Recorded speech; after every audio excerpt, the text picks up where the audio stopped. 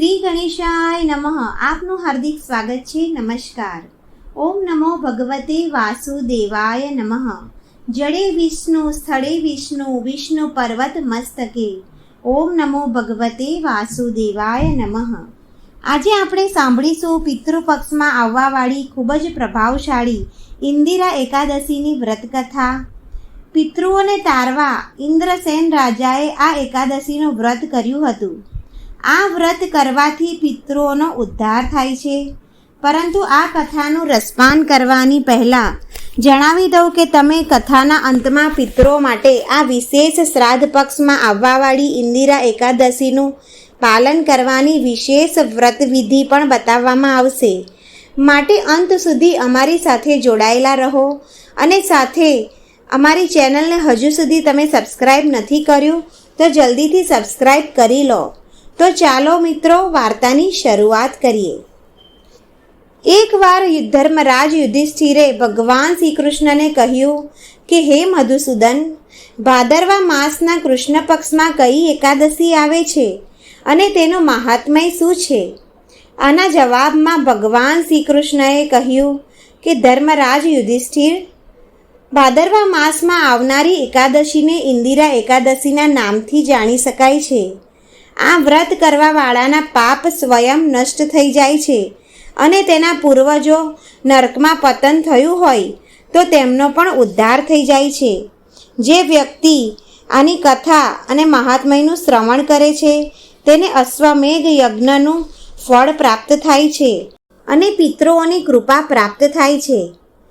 ઇન્દિરા વ્રત કથા સંભળાવતા શ્રી કૃષ્ણએ કથા આરંભ કરી.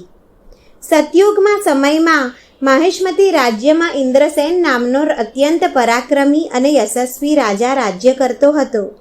તે ભગવાન વિષ્ણુનો પરમ ભક્ત હતો અને તેઓએ તેમના દુશ્મનોનો સંહાર કરી દીધો હતો અને તે સારી રીતે તેની પ્રજાનું રક્ષણ અને પાલન કરતો હતો.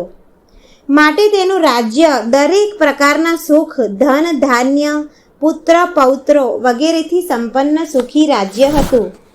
તે વધારે તેનો સમય ભક્તિમાં ગાળતો હતો.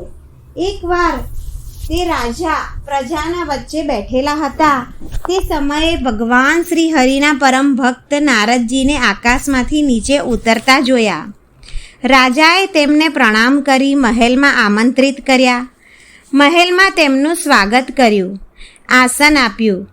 નારદજીએ પ્રસન્ન થઈ 3 સવાલ પૂછ્યા કે તમારા રાજ્યના 7 અંગ કુશળ છે? શું તમે પ્રજાના વિષયમાં વિચાર કરો છો અને તમે ભગવાન શ્રી હરિ વિષ્ણુની સેવામાં વધુને વધુ સમય સમર્પિત કરી રહ્યા છો? રાજાએ જવાબ આપતા કહ્યું કે હે મુનિવર, તમારી પરમ કૃપાથી રાજ્યના બધા જ અંગો કુશળ છે. હું મારી પ્રજાનું મારા સંતાનની જેવી રીતે પાલન કરું છું અને મારો વધુ સમય શ્રી હરિ વિષ્ણુની સેવામાં સમર્પિત કરું છું. હે મુનિવર, તમારા અહીં આવવાનું કારણ બતાવો. નારદજીએ કહ્યું કે હે રાજન, જ્યારે હું બ્રહ્મલોકથી યમલોકમાં પહોંચ્યો ત્યારે મેં તમારા પિતાને યમરાજાની સભામાં જોયા. તેમને જોઈને મને ખૂબ આશ્ચર્ય થયું. જ્યારે મેં તેમને અહીંની આવવાનું કારણ પૂછ્યું ત્યારે ખબર પડી કે તે ખૂબ જ ધાર્મિક રાજા હતા, પરંતુ તેમને એકાદશીના વ્રતના પહેલાં જ પારણા કરી લીધા હતા. માટે તેઓને યમલોકમાં વાસ કરવો પડ્યો. તેઓએ તમારા માટે એક સંદેશો મોકલ્યો છે કે હે પુત્ર, તું નિયમ મુજબ આવવાવાળી ઇન્દિરા એકાદશીનું પાલન કરજે કે જેનાથી મને મોક્ષ મળે અને હું સ્વર્ગની તરફ જઈ શકું. નારદજીએ આગળ કહ્યું કે હે રાજન, આ સંદેશો પહોંચાડવા માટે હું અહીંયા આવ્યો છું. તમારે પિતૃપક્ષમાં આવનારી ઇન્દિરા એકાદશીનું તમારે શ્રદ્ધાપૂર્વક પાલન કરવું જોઈએ, જેનાથી તમારા પૂર્વજોને મોક્ષ મળે અને સ્વર્ગની પ્રાપ્તિ થાય. રાજાએ કહ્યું કે હે મુનિવર, કૃપા કરીને મને એ કહો કે આ એકાદશીનું પાલન કેવી રીતે કરું? આનો જવાબ આપતા નારદજીએ કહ્યું, આ એકાદશી ભાદરવા માસની કૃષ્ણ પક્ષમાં એકાદશીના દિવસે કરવાનું હોય છે. દસમના દિવસે શ્રદ્ધાપૂર્વક ભગવાનની સેવા કરો, તમારા પૂર્વજોને શ્રાદ્ધ તર્પણ અર્પિત કરો અને જમીન પર સૂવાનું રાખો. એકાદશીના દિવસે સવારે વહેલા ઉઠી ભગવાન સમક્ષ એકાદશીનો સંકલ્પ કરવો. 11ના દિવસે શાલિગ્રામની પૂજા અર્ચના કરો. શ્રી હરિ વિષ્ણુને તુલસી પત્ર અર્પિત કરો, ભોગ ચડાવો. ત્યારબાદ પૂર્વજોને ભોગ અર્પિત કરો.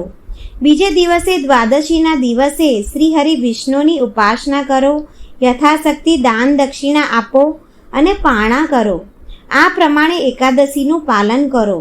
આટલું કહી નારદજી ત્યાંથી અદૃશ્ય થઈ ગયા અને રાજાએ નારદ મુનિ દ્વારા બતાવવામાં આવેલી ઇન્દિરા એકાદશીનું નિયમ મુજબ પાલન કર્યું.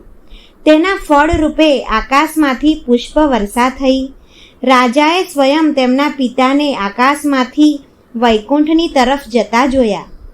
કથાનું સમાપન કરતા ભગવાન શ્રી કૃષ્ણ બોલ્યા કે હે ધર્મરાજ યુધિષ્ઠિર, આ પ્રકારે ઇન્દિરા એકાદશીના વ્રતના પ્રભાવે સ્વયં રાજા ઇન્દ્રસેને પણ વૈકુંઠ લોક પ્રાપ્ત કર્યું.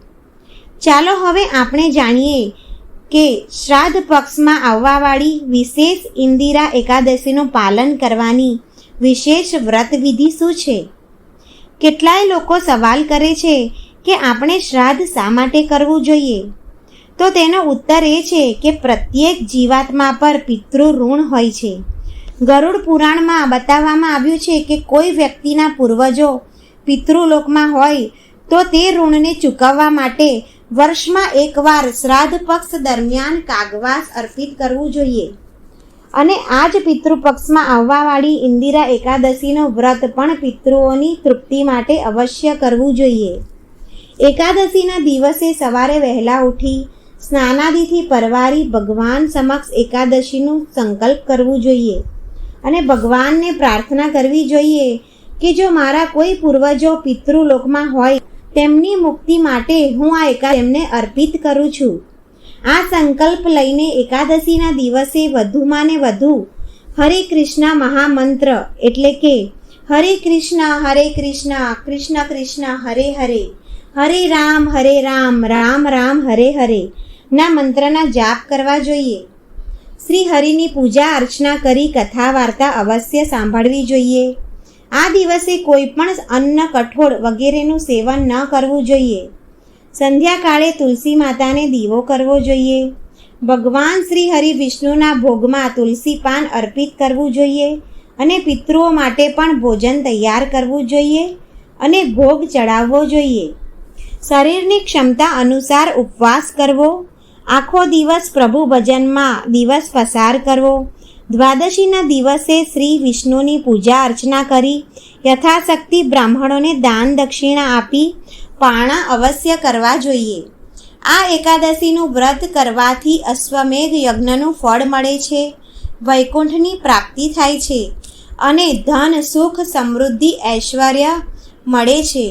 જો મિત્રો તમને આ વાર્તા પસંદ આવી હોય તો લાઈક કરો, તમારા સગા સંબંધીઓ સાથે શેર કરો અને ચેનલને તમે પહેલીવાર જોઈ રહ્યા હોય તો સબસ્ક્રાઈબ જરૂર કરો. જય શ્રી કૃષ્ણ.